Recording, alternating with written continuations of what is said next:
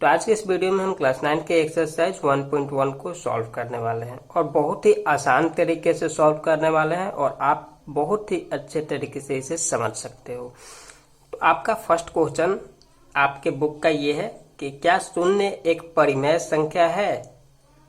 क्या इसे आप p बाई क्यू के रूप में लिख सकते हैं, जहां p और q पूर्णांक है और q 0 के बराबर नहीं है? ये आपका क्वेश्चन है। तो सबसे पहले कि परिमेय संख्या होता क्या है, ये आपको जानना बहुत जरूरी है, क्योंकि इसके बगैर ये क्वेश्चन अधूरा है। तो परिमेय संख्या को कहा जाता है रेशनल नंबर।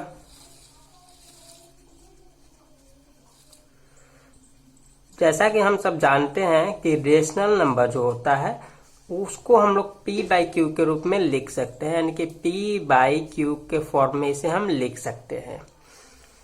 यहाँ पे ध्यान देने वाली बात यह है कि यहाँ पे p कुछ भी हो सकता है, लेकिन q 0 के इक्वल नहीं होना चाहिए। q 0 के अलावा कुछ भी हो सकता है। जैसे कि रेशनल नंबर के एग्जाम्पल में आपका हो जाएगा 4/5, यहाँ पे p 4 है और q 5 है। 1/2, यहाँ पे p 1 है और q 2 है। 0/2, यहाँ पे p 0 है और q 2 है। -5/4, यहाँ पे p -5 है और q 4 है। -7/-5, यहाँ पे p -7 है और q -5 है। तो ये सब जो है ये सब आपके रेशनल नंबर कहे जाएंगे। तो क्या शून्य एक परिमेय संख्या है? तो इसका आंसर हो जाएगा हाँ, शून्य एक परिमेय संख्या है। क्यों? क्योंकि शून्य को हम लोग p बाई क्यू के फॉर्म में लिख सकते हैं। इसको ऐसे लिख सकते हैं, हाँ,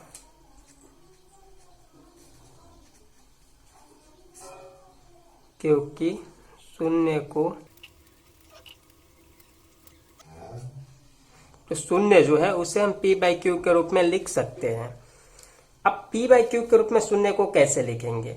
तो इसे हम ऐसे लिख सकते हैं 0/1, या फिर आप 0/-1 ये भी लिख सकते हो। आप ये भी लिख सकते हो कि 0/2, मान लेते हैं कि ऐसा कोई नंबर दिया गया हो 0/2, तो ये भी एक परिमेय संख्या कहा जाएगा। तो शून्य को हम लोग परिमेय संख्या कह सकते हैं, क्योंकि उसका p का वैल्यू शून्य है, q का वैल्यू शून्य नहीं है। यहाँ पे आप देखो तो जितने भी एग्जांपल हमने दिए सब में p का वैल्यू जो है वो शून्य है, लेकिन q का जो वैल्यू है वो शून्य के बराबर नहीं है। तो ये तो परिमेय संख्या हो गया, इसका आंसर मिल गया। और क्या इसे हम p बाई क्यू के रूप में लिख सकते हैं? तो हाँ, इसे p बाई क्यू के रूप में भी हम लिख सकते हैं, जैसा कि हमने यहाँ पे लिख करके दिखाया। तो आपको क्या काम करना है कि ये रेशनल नंबर आपको समझाने के लिए हमने यहाँ पे लिखा था। इस प्रकार से आपको आंसर नहीं देना है, आपको केवल लिख देना है कि हाँ, शून्य एक परिमेय संख्या है और इसे हम p बाई क्यू के रूप में लिख सकते हैं। सेकेंड नंबर क्वेश्चन में 3 और 4 के बीच में आपको 6 परिमेय संख्या निकालना है। तो ये आप कैसे निकालोगे? अभी हम जो आपको तरीका बतलाने वाले हैं ये सबसे आसान तरीकों में से एक है। ऐसे परिमेय संख्या निकालने के बहुत सारे तरीके हैं, लेकिन ये सबसे आसान तरीका है। यहाँ पे 3 और 4 के बीच में 6 परिमेय संख्या निकालना है। तो सबसे पहले हमें जिसके और जिसके बीच में परिमेय संख्या निकालना है उसे लिख लेते हैं।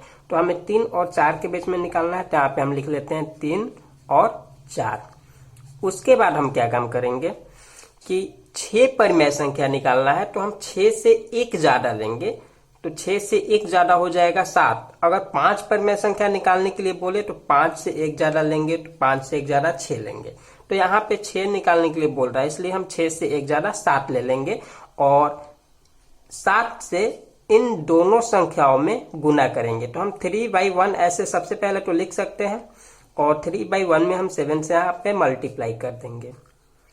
उसी प्रकार से अगर हमको लिखना है तो 4 को 4/1 लिख सकते हैं और इसमें भी 7 से मल्टीप्लाई कर देंगे।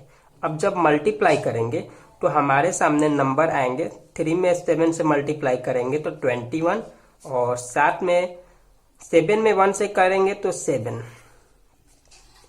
उसी प्रकार से यहाँ पे मल्टीप्लाई करेंगे तो आ जाएगा 28/7। तो आपको क्या काम करना है कि 21/7 और 28/7 के बीच में जितने भी नंबर्स है वो सब आपको लिख देना है। तो ये सब नंबर कौन कौन से हैं आप देख लो।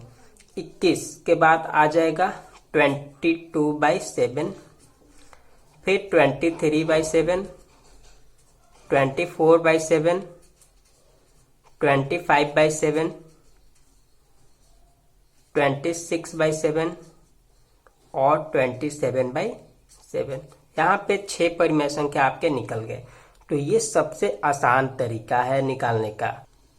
ऐसे बहुत सारे तरीके हैं परिमेय संख्या निकालने के, लेकिन मैं आपको सजेशन देना चाहूंगा कि आप इसी का यूज करें क्योंकि ये सिंपल है और इजी भी है। तो इस प्रकार से आप निकाल सकते हो किसी भी नंबर्स के बीच में परिमेय संख्या, जितना बोले उतना। तो जैसा कि हमने पिछले क्वेश्चन में बताया वैसा ही आपको करना है। जो नंबर दिया है सबसे पहले उसे लिख लेना है 3/5 और 4/5। यहाँ पे हमें 5 रेशनल नंबर निकालना है। तो 5 से हम एक ज्यादा ले लेंगे, तो 5 से एक ज्यादा 6 लेंगे और 6 से इन दोनों नंबर के अंश और हर में गुना करेंगे। तो यहाँ पे हम 3/5 में 6 से गुना कर देते हैं अंश और हर दोनों में, और यहाँ पर भी वैसे ही करते हैं। 4/5 में मल्टीप्लाई करते हैं 6 से। तो मल्टीप्लाई करने के बाद हमारे सामने नंबर इस प्रकार से आ जाएंगे। अब आपको क्या काम करना है कि 18/30 और 24/30 के बीच में जितने भी नंबर है उन सभी नंबर्स को लिख देना है।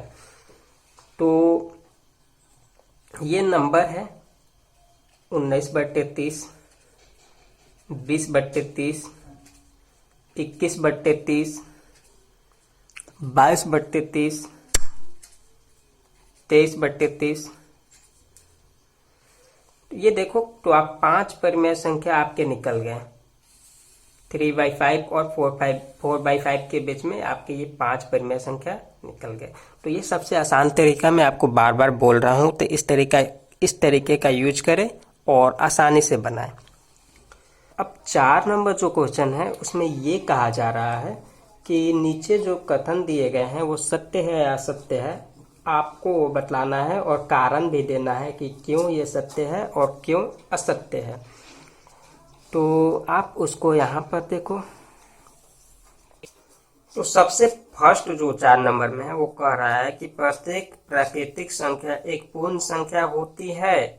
जितने भी नेचुरल नंबर हैं क्या वो एक होल नंबर हैं?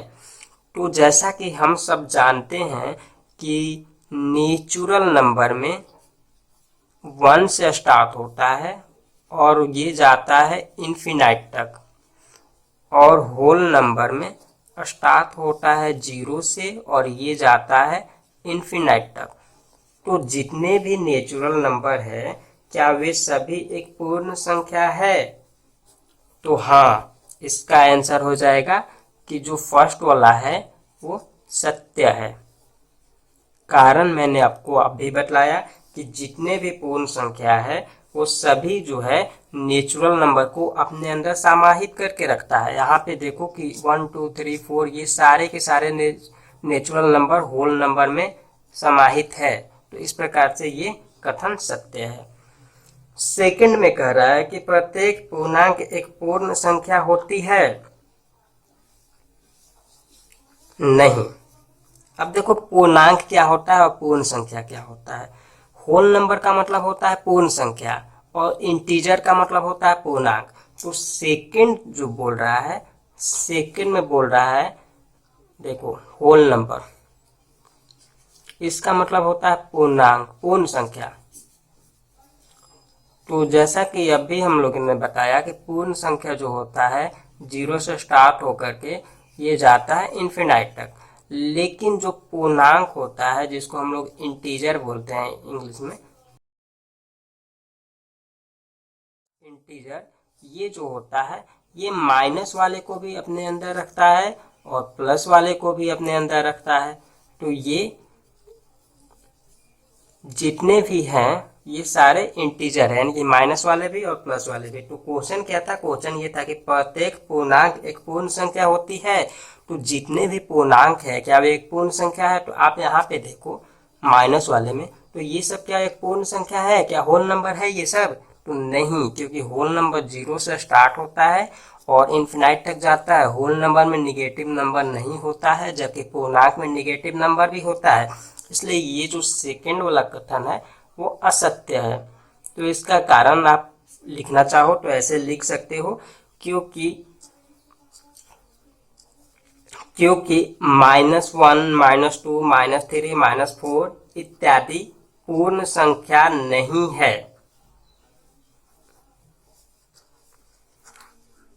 थर्ड नंबर क्वेश्चन कहा जा रहा है आपको कि प्रत्येक परिमेय संख्या पूर्ण संख्या होती है। थर्ड नंबर में कहा जा रहा है कि जितने भी परिमेय संख्या है क्या वे एक पूर्ण संख्या है? तो परिमेय संख्या देखो क्या होता है, जैसा कि आपने पढ़ा है परिमेय संख्या के बारे में कि परिमेय संख्या ये सब जो है ये सब परिमेय संख्या होते हैं। तो क्या ये एक पूर्ण संख्या है, होल नंबर है? तो नहीं, क्योंकि होल नंबर में जो होता है वो फ्रैक्शन के फॉर्म में होल नंबर नहीं होता है। p/q के रूप में ये होल नंबर नहीं होता है, वो केवल एक पूर्ण संख्या होती है, वो फ्रैक्शन के फॉर्म में नहीं होता है। इसलिए नहीं लिखेंगे इसका आंसर, यानी कि ये कथन जो है असत्य है। कारण में आप लिख सकते हो कि 4/3, 5/4, 5/6 ये सब परिमेय संख्या है, किंतु पूर्ण संख्या नहीं है। तो इस वीडियो में हमने क्लास 9 के एक्सरसाइज 1.1 को कवर किया। अगले वीडियो में हम क्लास 9 के ही एक्सरसाइज 1.2 को कवर करने वाले हैं और बहुत ही डिटेल में कवर करेंगे, बहुत ही आसान तरीकों के साथ कवर करेंगे। आप ये सजेशन दे सकते हो कि आपको कहाँ पे हल्का दिक्कत लगा, क्या सुधार करना चाहिए, और हम अपने तरीके से बहुत हद तक सुधार करने की कोशिश कर रहे हैं और आगे आने वाले दिनों में आपको अच्छी वीडियो क्वालिटी मिलेगी। तो इस चैनल के साथ बने रहें और इस चैनल पे अगर आप नए हो तो सब्सक्राइब करें, हमारे इस वीडियो को अपने दोस्तों के बीच शेयर करें और लाइक करना ना भूलें। कोई कंफ्यूजन हो किसी भी प्रश्न को लेकर के तो कमेंट जरूर करें।